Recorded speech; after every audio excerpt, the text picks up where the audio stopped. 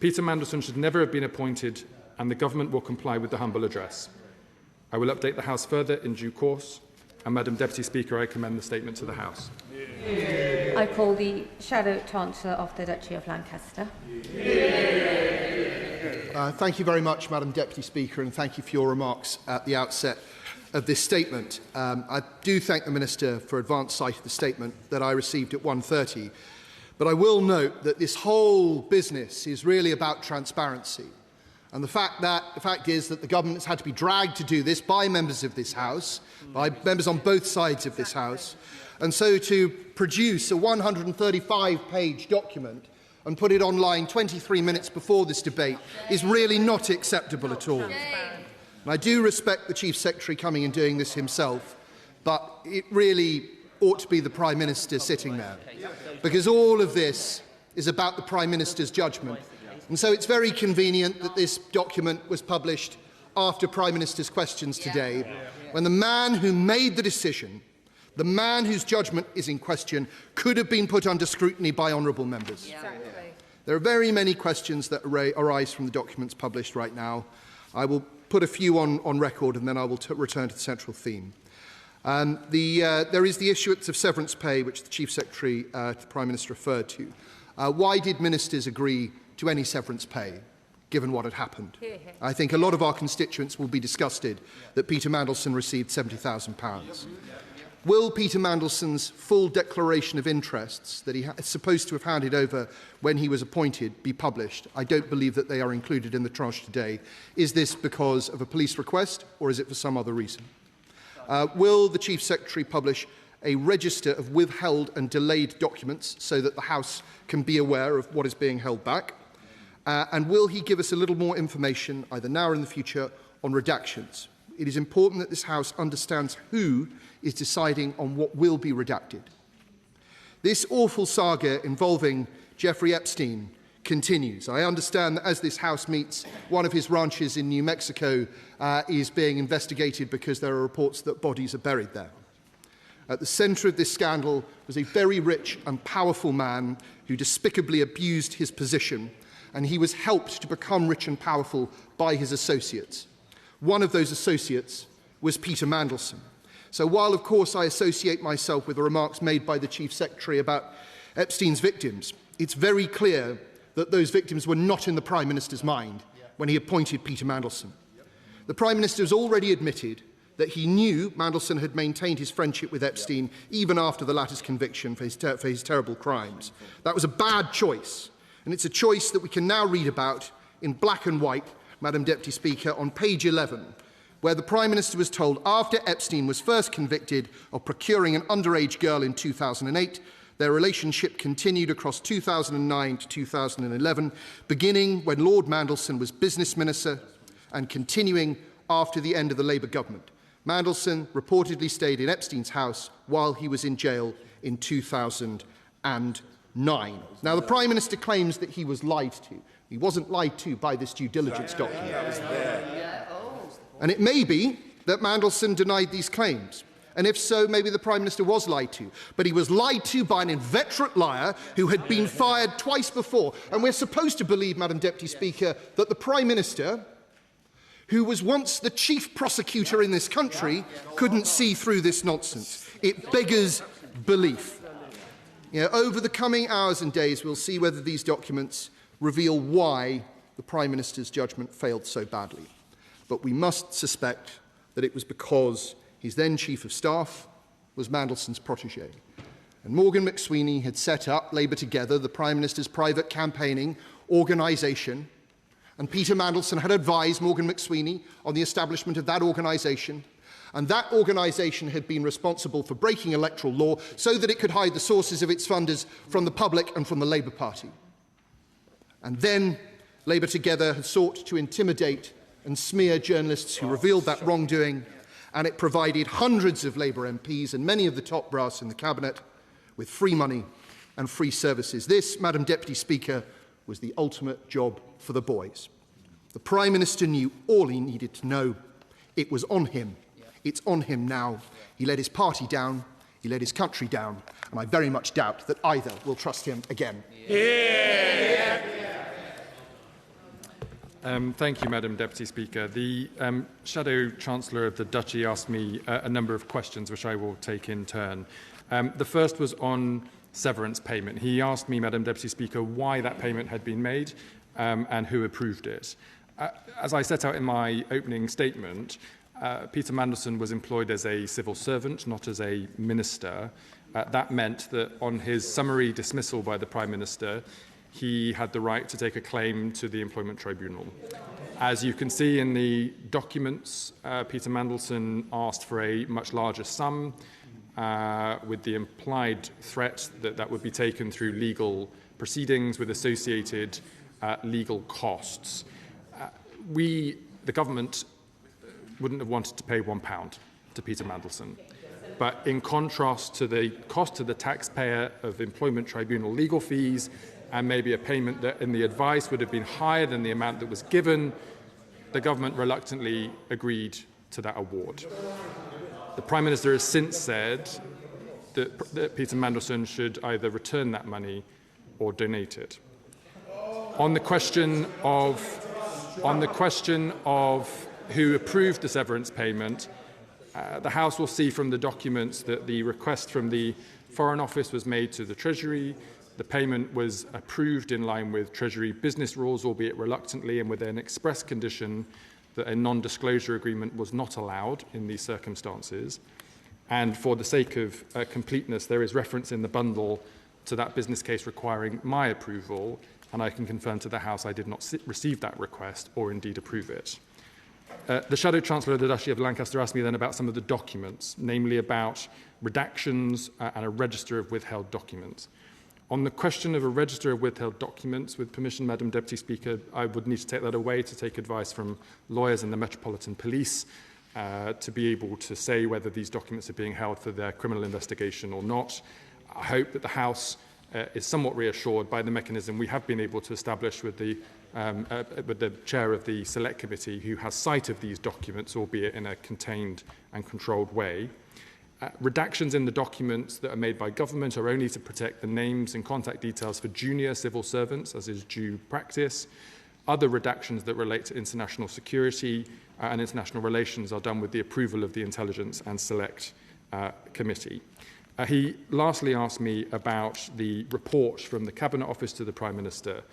As I've said in my opening statement, the Prime Minister did ask subsequent questions of Peter Mandelson following that report being submitted by the Cabinet Office.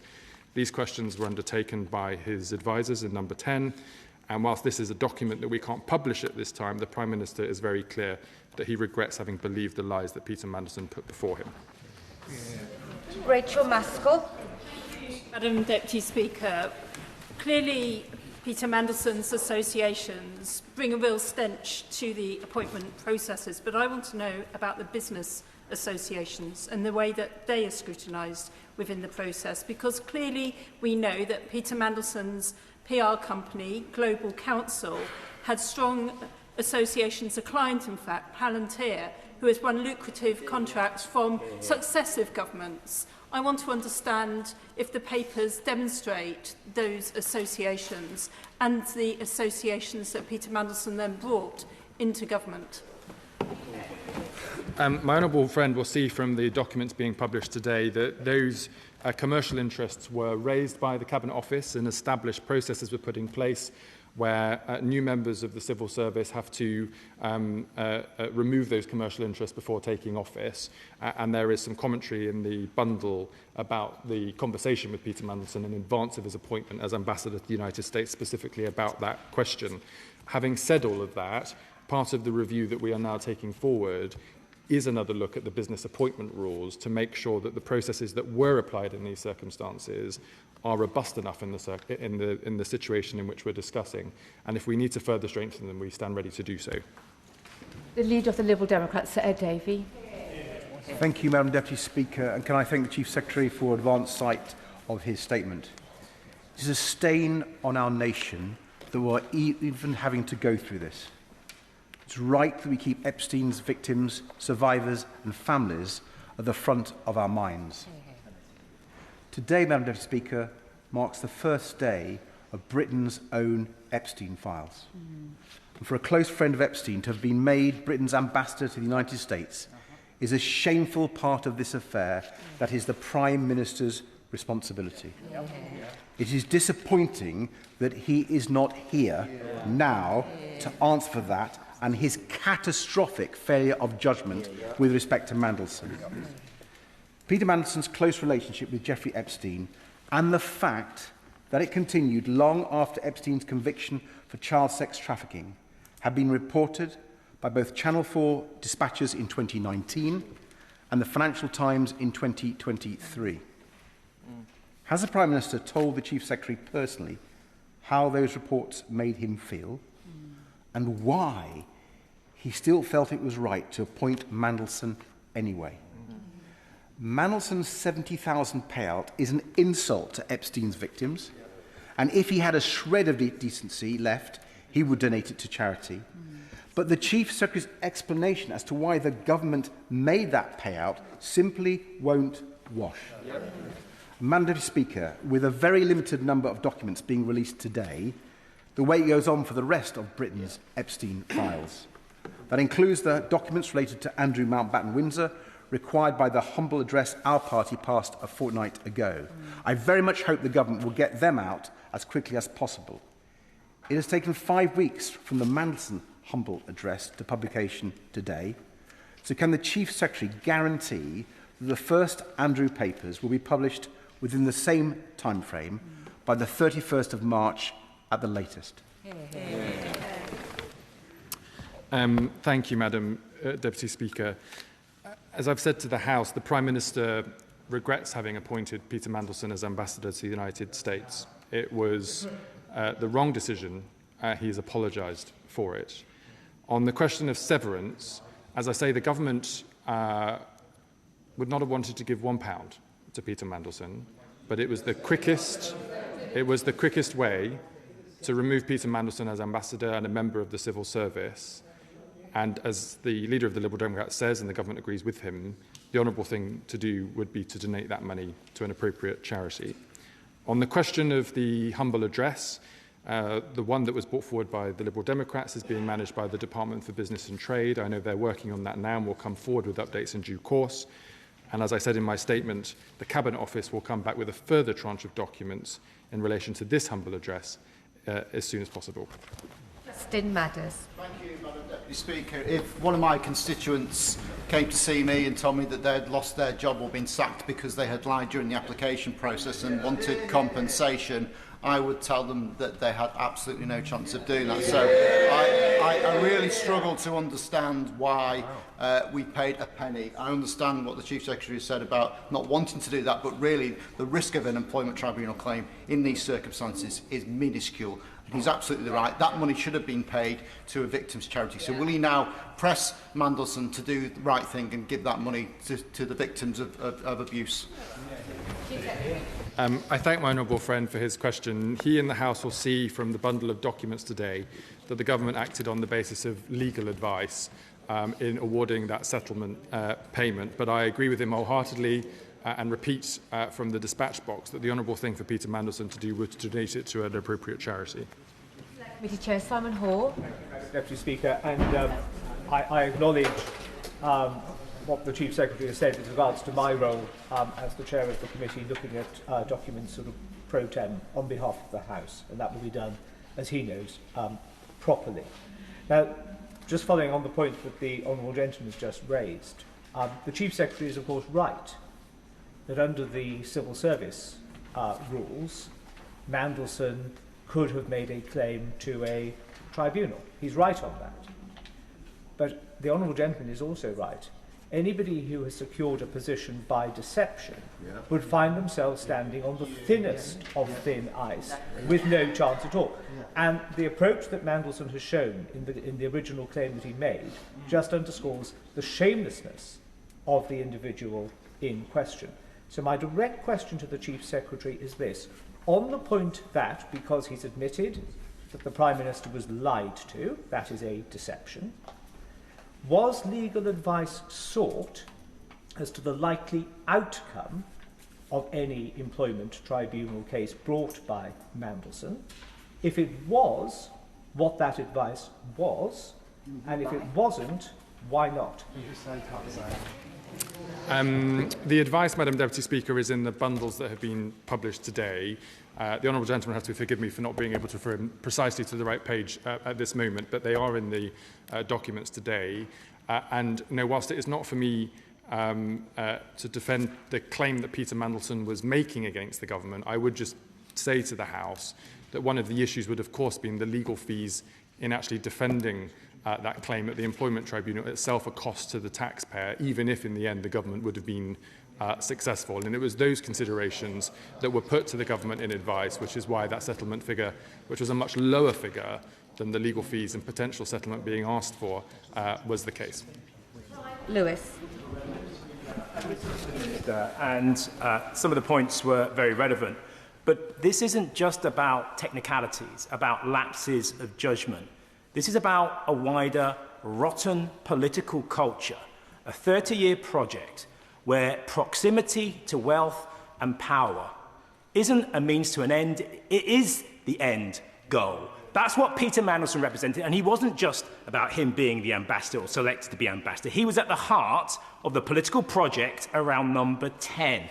That has to change. Does the government understand? Out there, this isn't just about one bad set of decisions. It's about a political culture that he represents and that is destroying party politics, mainstream party politics in this country. Do we get that? Do we understand that? Will we change? My honourable friend and I are members of the Labour movement because we share the same values. We're here to represent the voices of working people and those that have no power and no access across this country. That is what our movement was created to do, and we share that ambition. But do I recognise that we are still operating in a system where power and wealth can lead to these types of outcomes? Absolutely. Do we have a shared ambition of tackling that? Yes, we do. Dr. Keir Mullen. Thank you, Madam Speaker. The Minister will know that at the moment the Government is putting through a bill about the duty of accountability and candour. One of his ministerial colleagues sat just down from him will confirm that it requires ministers to answer questions with candour. 3 members of this House asked the Minister what the payoff was for Mandelson several weeks ago, and he refused to answer. So I'd asked him to reflect on whether he acted with candour. And coming back to this question of whether he deserved a payout, isn't actually the truth that the government knows this tissue, this story, this suggestion that they were lied to and there's no possible way they could have found out the truth would be torn apart in an employment tribunal, and that's why he didn't want to go to it. Yeah, good point. That was not the rationale, and the documents will speak for themselves. Rachel Blake. Thank you, Madam Deputy Speaker. This statement has truly been sickening. Does the Chief Secretary agree with me that the sickening behaviour and conduct of Mandelson is in part a symptom of structural misogyny? And will he use his office to drive out structural misogyny from Whitehall and Westminster? My honourable friend is right to raise the bigger issues that are in question around the process of appointment and disclosure and deceit and the rules that are in place. Above and beyond all of that, unfortunately, is a country and a world in which the voices of women who are subject to male violence and the abuse of power and privilege is still rampant. And all of us, I think in any party, in any part of this House, would want to suggest that that is not the way in which we wish the world to operate, and we should all do what we can to change that. That's why this government is committed to issues around halving violence against women and girls. That's why we talk about how we tackle structural misogyny, whether it's at the heart of our political system or in business or elsewhere. And I know that my honourable friend and I share those ambitions and will do all that we can to make that a reality. Stephen Flynn. Thank you, Madam Deputy Speaker. If I listened to the Minister correctly, which I think I did, he said that his victims must be our first priority. Let's be clear, for the Prime Minister, they were not. Because on the 11th of the 12th, 2024, he received advice which says, and I state, Epstein was first convicted of procuring an underage girl in 2008. The following sentence says, Mandelson stayed in Epstein's house in June 2009. I repeat, the victims were not the Prime Minister's first priority. So that being the case, how can the Minister, with a straight face, stand at that dispatch box and say we must learn this hard lesson and end a culture which dismisses women's experiences, when it was the Prime Minister who chose to ignore those experiences, ignore those facts, and appoint Peter Mandelson in the first place? The honourable member will have heard from my, forgive me, the right honourable member will have heard from my statement that in response to the reported allegations that are listed in the Cabinet Office due diligence, these were, of course, at the time, allegations. Questions were put to Peter Mandelson by Number 10 advisers. His responses to those questions are part of documents that we are not yet able to publish, but that we would have liked to have been able to publish today. Since then, the Prime Minister has made it very clear that Peter Mandelson lied to him.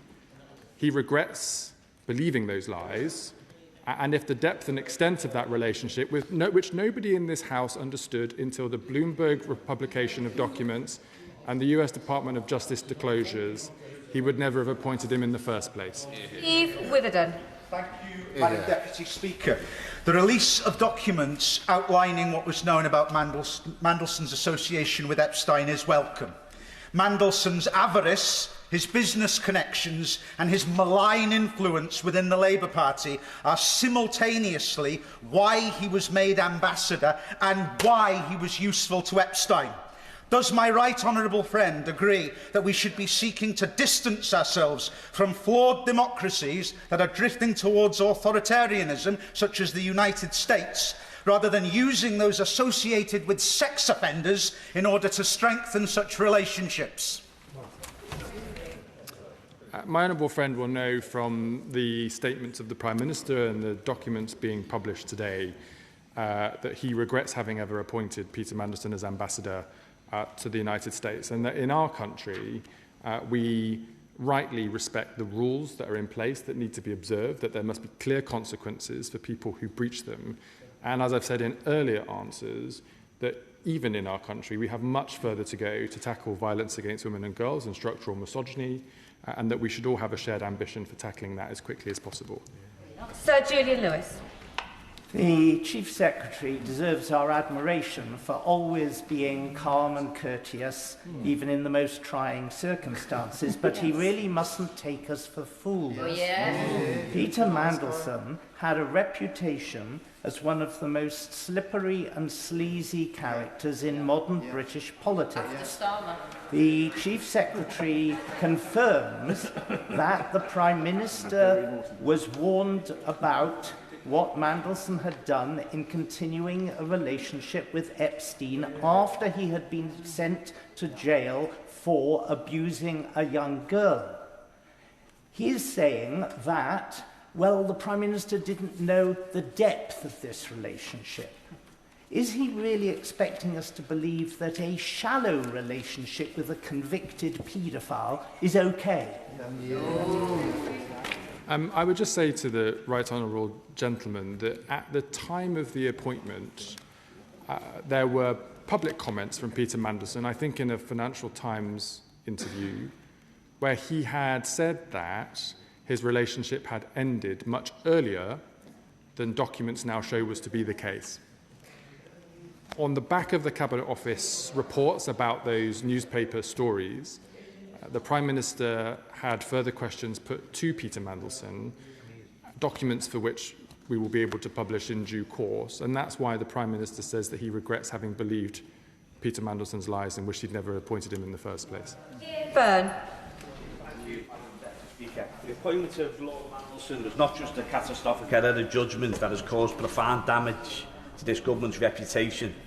It was the result of a clique at the top of the party, as we have seen with the Morgan McSweeney and Labour Together scandal, for which I and colleagues on these benches have called for the Prime Minister and General Secretary of the Labour Party to launch an independent investigation into. So can the Chief Secretary to the Prime Minister outline what structural safeguards are being implemented today to ensure that cronyism never again overrides the national interest in high-level appointments? Well said. I refer my honourable friend to the list of changes that the government is undertaking from my statement earlier, from the work of the Ethics and Integrity Commission to a review of the business appointment rules, to looking at the role of lobbying and transparency to make sure there are consequences for the few people who do seek to breach those rules. And together, alongside with the Duty of Candour Bill, which has been mentioned in the debate so far, this will be the widest range of changes to our ethics and standards framework in many, many years, if not a generation. I will just reiterate, as I did in my statement, that the vast majority of public servants serve the public for the right reasons and adhere to the rules. But evidently, when there are those that seek to evade them, we need to ensure that we're more effective at catching that in the future. Jeremy Corbyn. Thank you, Madam Deputy Speaker.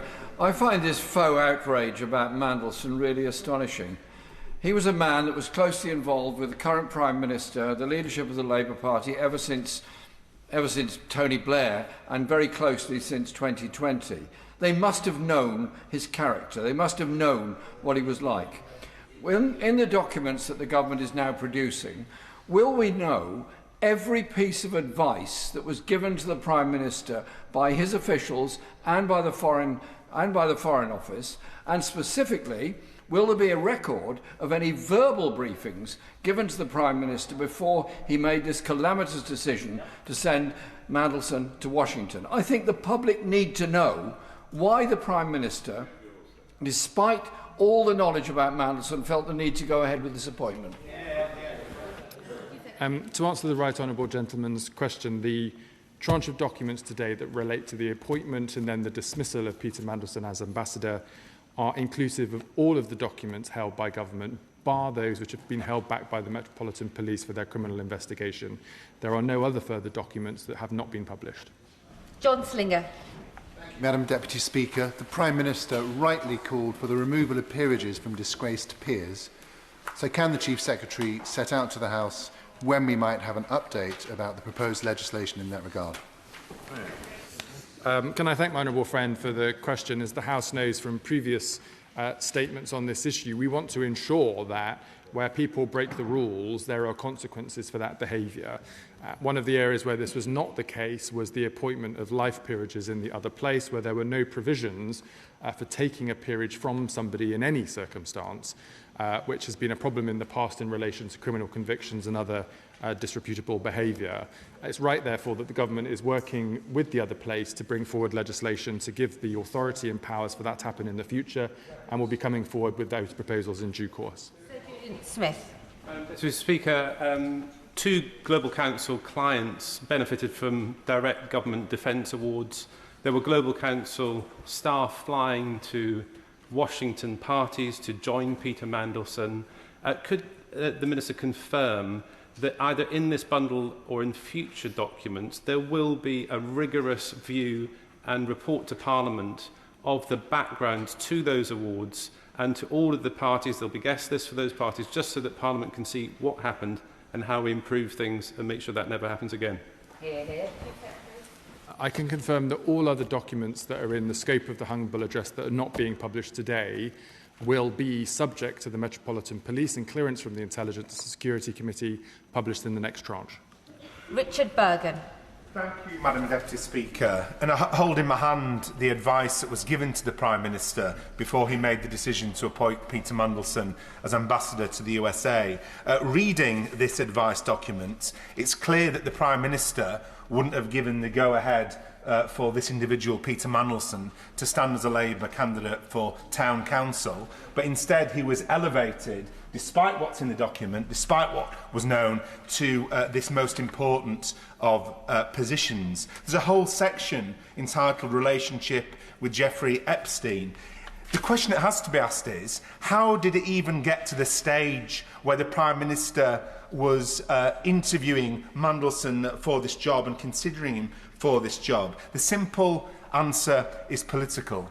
It's because it suited the interests of a tiny faction in the Labour Party, funded by big business, who wanted Mandelson at the heart of things in order to shift a Labour government away from the agenda that a real Labour government should have. That's why Mandelson was popular with these people. That's why he was one of their favoured sons. And that's why, despite his despicable character, despite his greed and his avarice, he was put in this position despite what was known. Isn't that the case?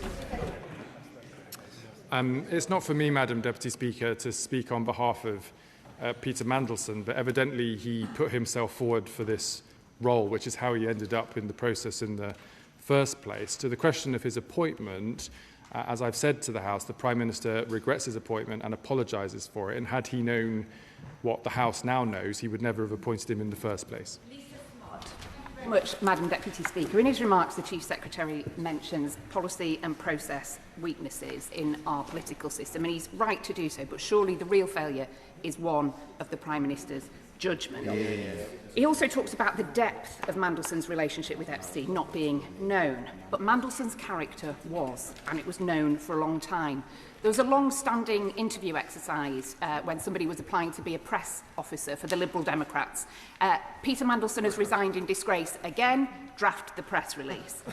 It is difficult to legislate out poor judgment, but the Chief Secretary has talked about legislating for policy and process weaknesses. When does he plan to bring forward this legislation? There are a number of changes that can be made without legislation, and I'll be able to update the House on that in due course. That will, of course, be quicker to implement as a consequence of it not requiring statute. Where we specifically need statutory changes, which I think at this stage will predominantly relate to the removal of peerages from those in the other place that bring their House into disrepute. As I say, we'll bring that forward in the coming months. Arthur. Thank you, Madam Speaker. I do thank the Minister for his statement and also for the tone in which he's brought it here today. I think it's been quite an open statement in terms of the discussion. But I think as a government we're serious about the whole agenda of violence against women and girls, and I just cannot conclude that giving Mandelson £75,000 is compatible with that. So I do hope that he repays it. And I think constituents in Edinburgh South West are really concerned about Epstein's links to the British establishment, really concerned. And so, particularly given the allegations against both Mountbatten and Windsor and also Mandelson himself. And I know there's a live court case and investigations underway, but can the government commit to a public inquiry into Epstein's links into the British state once these court cases are over? My honourable friend will know that there's an ongoing criminal investigation in this country, and of course there's investigations happening in the United States in Congress and elsewhere. As the Prime Minister has said, anybody that has any relationship or had any relationship with Jeffrey Epstein or any connection to the events or organisations that he hosted should be readily putting themselves forward to answer any questions and try to help bring justice to the victims who have been waiting for too long. When will the government release Mandelson's declaration of interest, and why is it not included in the documents released today? All the documents that are available in relation to Peter Mandelson's appointment and dismissal are published in the tranche today, subject to those which have been held back by the Metropolitan Police. All further documents that relate to the humble address will be released in the second tranche, which will be in the coming weeks. Thank you, Madam Deputy Speaker. The Chief Secretary rightly referred to a wider set of reforms on openness, accountability and transparency that will now be considered, and I do welcome Baroness Anderson's appointment to support that work. Can he assure me that lobbying reform writ large will be in scope of the Ethics and Integrity Commission review, and that will include looking at previous PACAC reports, including the PACAC recommendations on the Greensill David Cameron lobbying scandal that still haven't been responded to? And does he also agree that the antidote to the distrust that we've seen in politics can be better public participation? So I do want to acknowledge the launch of the Citizen Assembly yesterday, and I personally believe that more citizen assemblies is the way to put power closer to the people and away from power and wealth in this country. Can I thank my honourable friend for his question and also pay tribute to him for his years of work on this issue. I can confirm that the wide-ranging set of reviews that are taking place today will happily receive submissions from him and others in this place and the other place, should they wish to make them, and we'll be looking at current and previous reports from the relevant committees in the normal way. Thank you. On the 11th of December 2024, just 9 days before the Prime Minister confirmed Mandelson as the new ambassador, these papers show that he was specifically advised of the JP Morgan report from 2009, which expressly said that Mandelson, after Epstein's conviction for soliciting prostitution of a minor, quote, maintained a particularly close relationship with Epstein. After that, yet the Prime Minister, a former chief prosecutor, chose in those circumstances, with that information, to believe the lies of Mandelson. How could that be? And given that it is, what does it say about the judgment of our Prime Minister?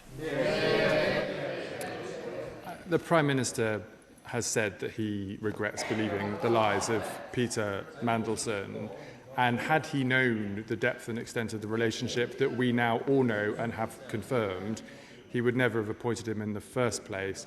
That's why the Prime Minister has apologised and acknowledged that his appointment was a mistake. Moon.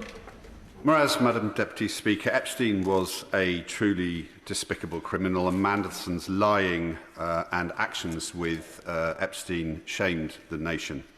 But does the Chief Secretary agree with me that what we must not do right now is to compromise criminal investigations that the Met are currently undertaking? Because to do so would be to fail the victims of Epstein and their families. But can the Chief Secretary also reassure the House that as and when documents do come available, they are published in a timely manner? My honourable friend is absolutely right. The victims of Jeffrey Epstein have, for too long, had justice delayed or denied. And the very worst that we could do is to undermine a criminal investigation that may at last bring some justice to the horrors that they had suffered. That's why the government is working closely with the Metropolitan Police to make sure that we do everything we can to not prejudice that investigation. It is why there are some documents, even though we might like to publish them, that we've chosen not to do so at the request of the Metropolitan Police. But I am grateful to the Metropolitan Police for agreeing to allow us to put those documents before the chair of the relevant select committee, so that in some way on behalf of the House there can be independent verification that we are not misusing that process in any way to withhold any documents when we are completely committed to full transparency. Chris Law. Madam Deputy Speaker, like all statements, it's not just what's in but what's left out.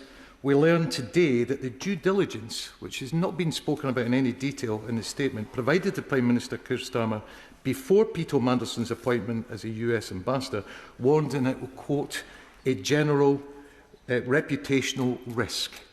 So it's not just him sitting down having a chat with Mandelson and not believing him. He was warned it was a general reputational risk. So my question to the Minister is very simple. Which failing does he think the Prime Minister suffers from? Ignorance, arrogance, or both? The Prime Minister has apologised for appointing Peter Mandelson as the ambassador to the United States.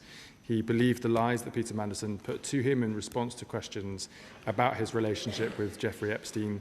And as soon as all of us, including the Prime Minister, became aware that those were indeed lies, with the publication of documents from Bloomberg and the United States Department of Justice, he was dismissed promptly. Thank you, Madam Speaker. In my investigations into Palantir, it's been brought to my attention that 20 years ago, Peter Mandelson was lobbying the government very hard to take on board a strategic supplier from the States that was not an obvious choice at the time. That sort of decision is something that a financier like Epstein would have made advantage of and made money from. We see the same things with influence and persuasion from Andrew Mountbatten Windsor. Will the government commit to following the money and following the money trail to see that we are not continuing to pay into Epstein's estate through the deals that we are doing with large American contractors such as Palantir?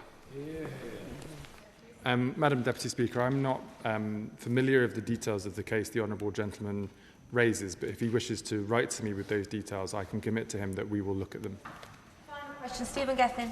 Madam Deputy Speaker, the Minister has said that he wants to be open with us. Now, I've put down a series of parliamentary questions about when Peter Mandelson ceased employment at the Foreign Office, and I never got a response. They were first tabled on the 4th of February. Now, there's a flurry of emails on the 4th of February without any context to them at all. Will he provide the context? Is it a coincidence? Why couldn't the Minister answer my question previously? And if he does want to be open, then let's try another one. He said that Peter Mandelson was fired because he told lies. In that case, he's been given a £75,000 payoff. £35,000 of that was a special severance payment. £30,000 of that was tax-free. Why on earth was it tax-free? Madam Deputy Speaker, in relation to the tax-free treatment for payments following dismissal without recourse to the Employment Tribunal, those are the tax rules that exist in all circumstances in this country. The government did not have the legal powers to override them. On his question about parliamentary questions, I think the documents he's hoping to see are being published today, and they, of course, speak for themselves. That is the end of the statement on Lord Mandelson humble address motion. Update. Point of order, Gregory Stafford. On a point of order, Madam Deputy Speaker, during Cabinet Office questions on the 5th of March, the Chief Secretary to the Prime Minister informed me that the appointment of the new Director General of the Propriety and Ethics Team was made on an interim basis and in line with the rules. However, I have now received a copy of the Civil Service Recruitment Framework, which states that a temporary promotion, managed move, or the appointment of a single applicant within the senior civil service must require ministerial authorisation either from the Prime Minister or the relevant minister before an appointment can be made without an external competition. Given the importance of the transparency and confidence in this government's propriety and ethics system, could you please advise the House, Madam Deputy Speaker, on how members can seek clarification when there appears to be a discrepancy between a minister's statement to the House and the provisions set out in the Civil Service Recruitment Framework 2022. I thank the honourable member for his point of order. He will know that I and the Chair are not responsible for the answers given by ministers. But the Minister, as I can see, the Chief Secretary is already here. I think he wishes to respond. Go ahead, Chief Secretary. I'm happy to do so, Madam Deputy Speaker. I do not recognise the discrepancy. As I've said to the House previously, there was a temporary appointment to the role in question within the rules. Permanent appointment to that role will be subject to the normal recruitment processes. But if he wishes to write to me with more detail, I'll happily respond to him in writing. Hopefully that enables the member. Otherwise, he can obviously pursue this even further. Point of order, Liz Saville-Roberts.